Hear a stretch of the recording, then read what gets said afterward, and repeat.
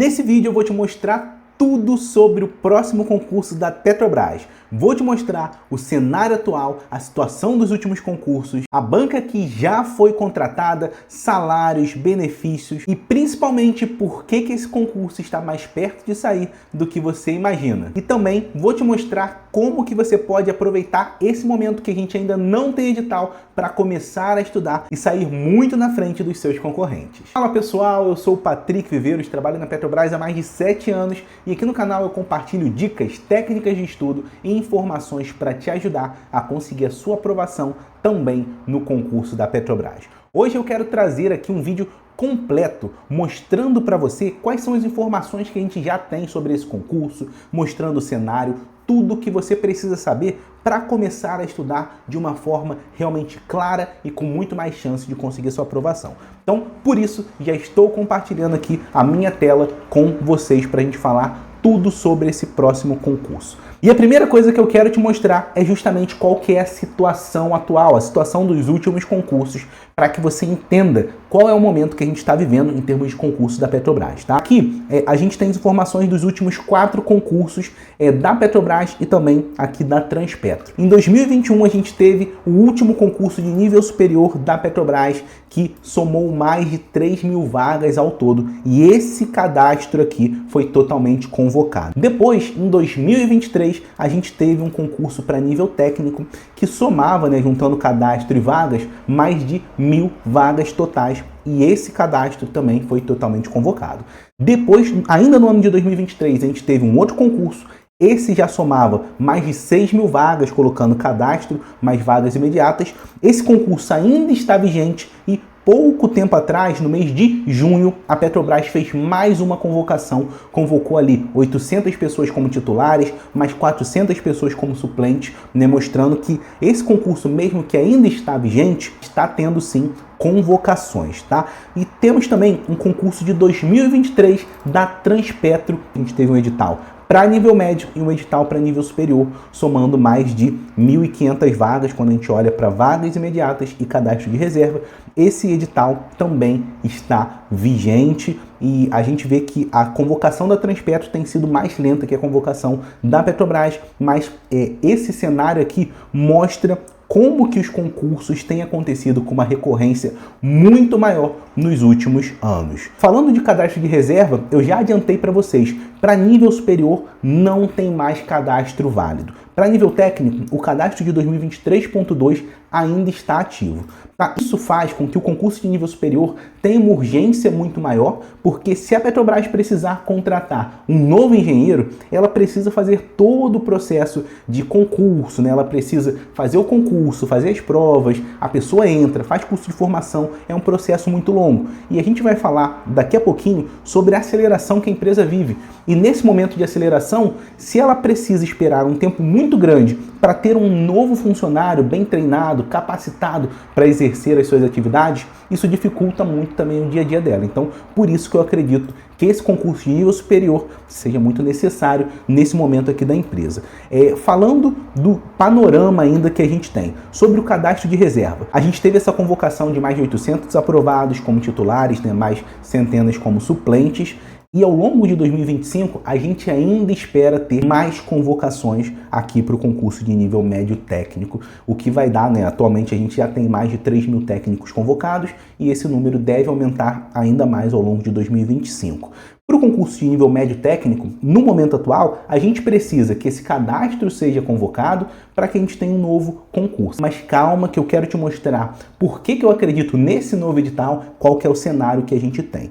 Olha, uma outra informação muito importante, a gente já tem uma banca organizadora que foi contratada. Durante o ano passado, na metade do ano passado, a Fundação Seis Gran Rio foi oficialmente formalizada como uma banca organizadora dos próximos concursos da Petrobras até o ano de 2028. E para mim essa é uma boa notícia, porque essa é uma banca muito mais tradicional do que a Sebrasp, que realizou os concursos de 2021 e os 2 concursos de 2023. Então, a gente tem uma banca em que você tem um quantitativo de questões muito maiores, você tem uma possibilidade de formar uma base, de entender a banca de uma forma muito melhor. tá? Então a gente já tem essa banca organizadora contratada e isso também é um sinal que mostra a necessidade de concursos.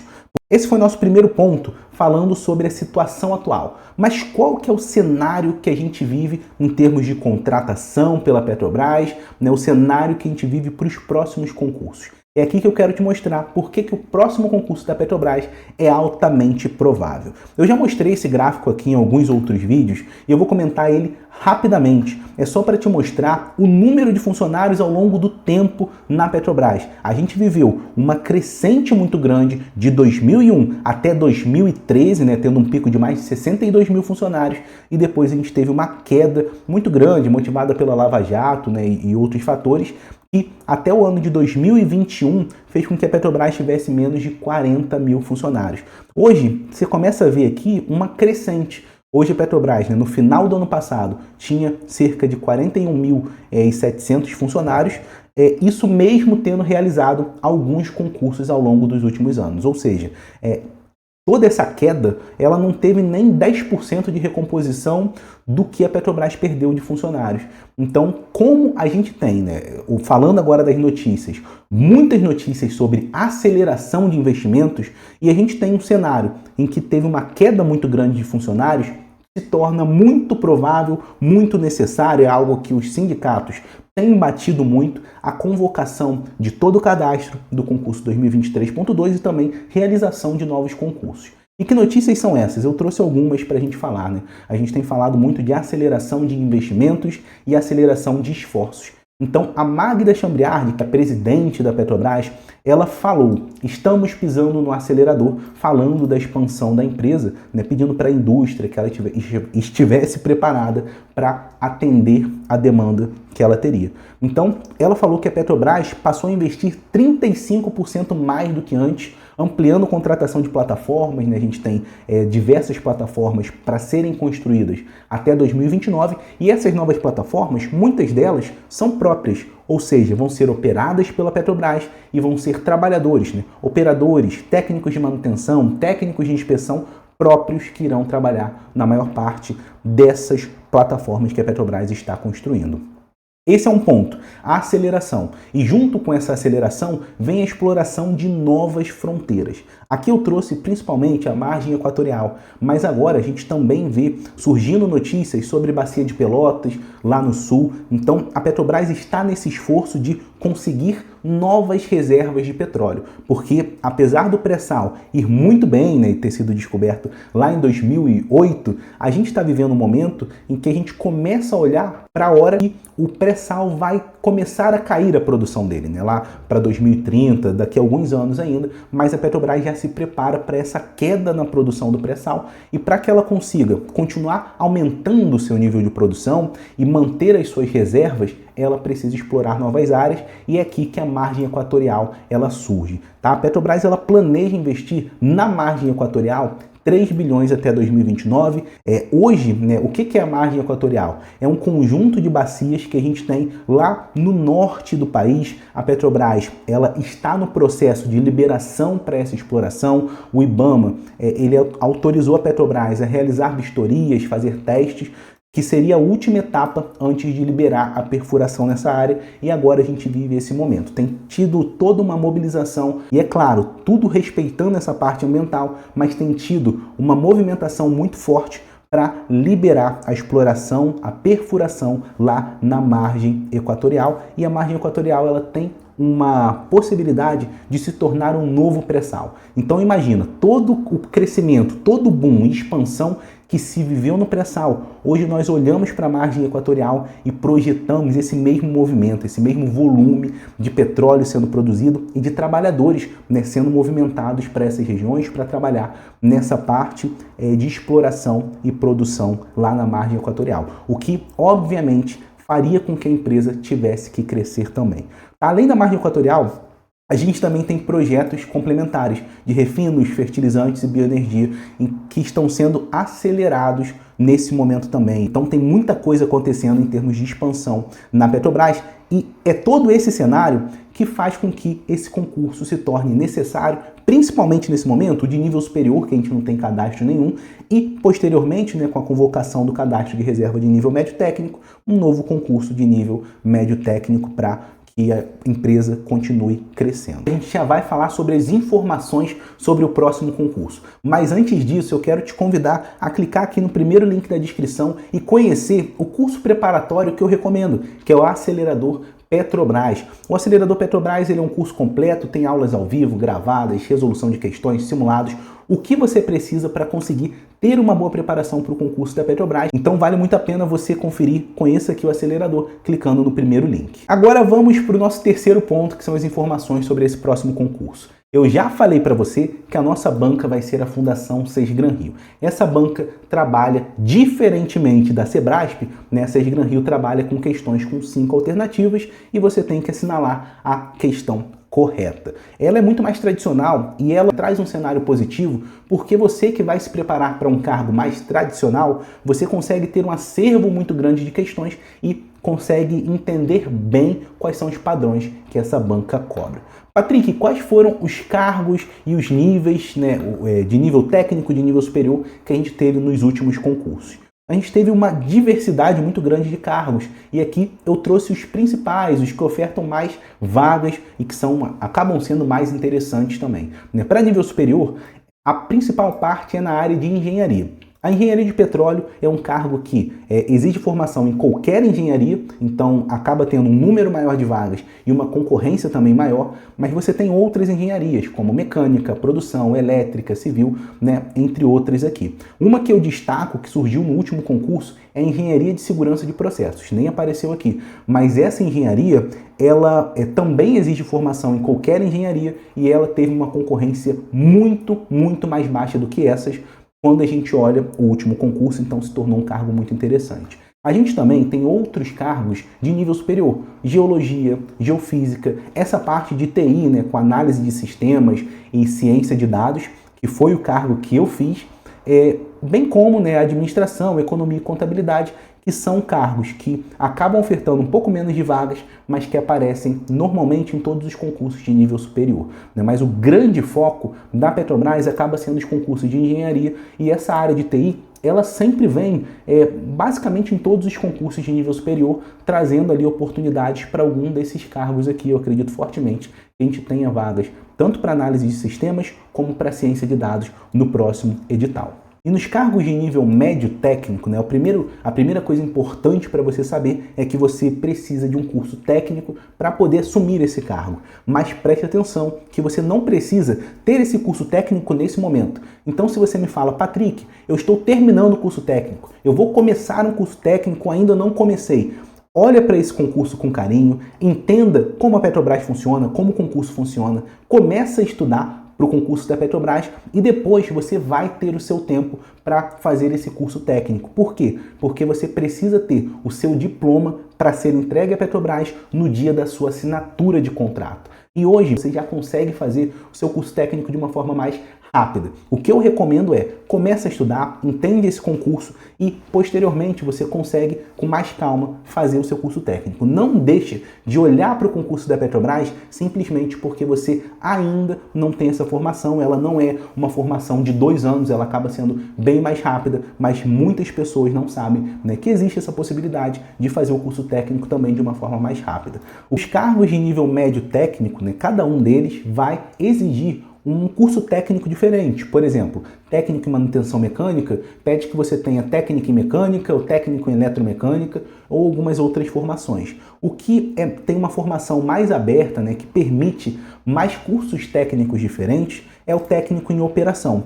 E para mim, para quem tem o nível médio nesse momento, está começando um curso técnico, ele é uma das melhores opções que você tem, porque ele vai cobrar matérias do seu ensino médio, física, química, e ele tem uma parte ali mais específica de operação, mas acaba sendo menor do que as cobranças de português, matemática, química e física. E o cargo de técnico em operação tem um número de vagas muito grande. Para você ter noção, no último concurso, a concorrência, colocando também as vagas de cadastro de reserva, ficou menos de 18 candidatos por vaga, olhando para a ampla concorrência. Então, comparando com outros concursos, tribunais, né, área fiscal, você vê que é uma concorrência bem mais baixa para um concurso que tem salários muito bons, como eu vou mostrar para vocês aqui na frente, tá?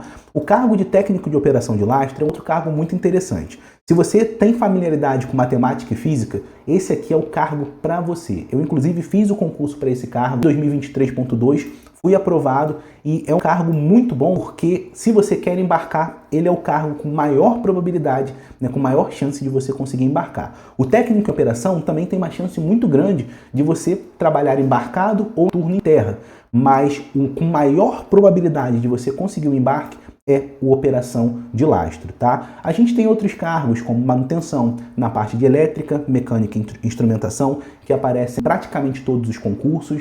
Segurança do trabalho, que é um cargo muito demandado, porque toda operação da Petrobras necessita de um técnico de segurança ali acompanhando esse processo. Inspeção de equipamentos, que foi o cargo que eu entrei na Petrobras lá em 2018, então ele é um cargo que tem cobranças de química, física e uma parte mais técnica ali de mecânica, além de uma parte mais administrativa aqui com cargos de logística. Então dá uma olhada nos cargos, seja de nível superior ou de nível médio, porque vai ter um cargo que vai ser indicado para você. Como que é a estrutura dessa prova? Olha, você vai fazer uma prova objetiva. Não tem questão discursiva, não tem redação. São apenas questões em que você tem que marcar, né, 5 alternativas e você precisa marcar a alternativa correta. Vamos entender como que é a prova de nível médio técnico. São 60 questões para nível médio técnico, sendo que são 20 questões de conhecimentos básicos, português e matemática, e 40 questões de conhecimentos específicos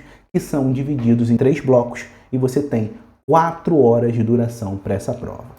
Aqui tem um asterisco, por quê? Porque a parte de conhecimentos básicos, ela serve apenas como critério de eliminação e também como critério de desempate. Aqui você precisa fazer mais de 50% dessas 20 questões sem zerar português nem matemática. Então, por exemplo, acertou 12 questões, sendo 9 de português e 3 de matemática, você já não vai ser reprovado pela parte de conhecimentos básicos e aí vamos ter que ver qual vai ser sua nota nas específicas. É basicamente isso. Tá? O peso da sua nota final está aqui na parte específica. Vamos falar agora da prova de nível superior. Aqui são 70 questões, sendo que na parte básica são 10 questões de português e 10 questões de inglês e aqui a gente tem o mesmo asterisco. Ou seja, nessa parte aqui básica, ela só serve como critério de eliminação e como critério de desempate. Você precisa, da mesma forma, acertar 10 questões, pelo menos, sem zerar nem português,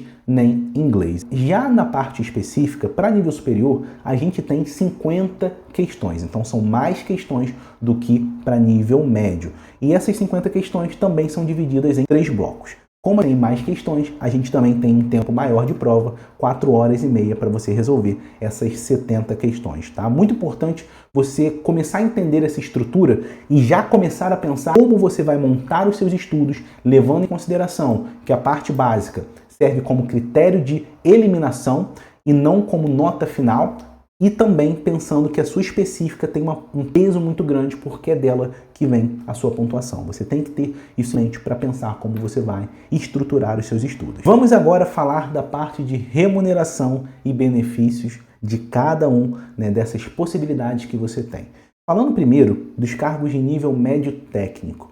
O salário para quem vai trabalhar administrativo é de R$ 6.521,73. Lembrando que isso daqui é o salário, apenas a sua remuneração. Você ainda tem outros benefícios, PLR, PRD, que a gente vai comentar também. E caso você trabalhe embarcado, esse salário ele aumenta para R$ 10.512,60. Trabalhando embarcado, você trabalha na escala de 14 dias de trabalho por 21 dias de folga. É claro que você vai passar 14 dias confinado na sua plataforma, sem poder sair dali, mas depois você tem 21 dias de folga e o seu salário ele tem um bom aumento por conta desse confinamento que você vai passar. Eu já trabalhei embarcado, tem as suas dificuldades, mas o aumento do salário e as folgas, para muitas pessoas, acaba compensando, né? Já que você folga 1,5 vezes quando você trabalha na Petrobras. E o maior salário que você pode ter como nível médio técnico na Petrobras é o salário de turno embarcado, que seria, por exemplo, o salário de um operador ou de um operador de lastro. Qual que é a diferença do turno embarcado para somente quem trabalha embarcado? Quem trabalha em turno vai ter que trabalhar alguns dias no turno da manhã, de 7 da manhã às 7 da noite, e depois ele trabalha alguns dias de 7 da noite às 7 da manhã. Então trabalha, passa a noite ali trabalhando. Como tem essa dificuldade a mais de você ter que ficar acordado a noite inteira, perder a sua noite de sono, você tem aumento também no seu salário e acaba sendo o maior salário que você pode ter inicialmente trabalhando aqui na Petrobras com nível médio técnico. Já para nível superior, o salário é de R$ 14.386,26 para quem trabalhar administrativo. Eu não trouxe os salários de embarcado porque acaba sendo bem mais difícil, somente alguns cargos têm possibilidade. Dá para você fazer, dá para acontecer? Acontece. É uma situação bem mais rara. O comum é que quem trabalha com nível superior vai trabalhar administrativo, recebendo inicialmente esse salário de R$ 14.386,26. E como eu falei, você ainda recebe benefícios além do seu salário. Então, por exemplo, você tem a participação nos lucros e resultados, que varia, dependendo do ano você tem um valor maior, dependendo do ano você tem um valor menor. Tá? Você também tem o PRD, que é um bônus de desempenho ali, um pouco mais pessoal, que varia de acordo com as suas notas também no gerenciamento de desempenho.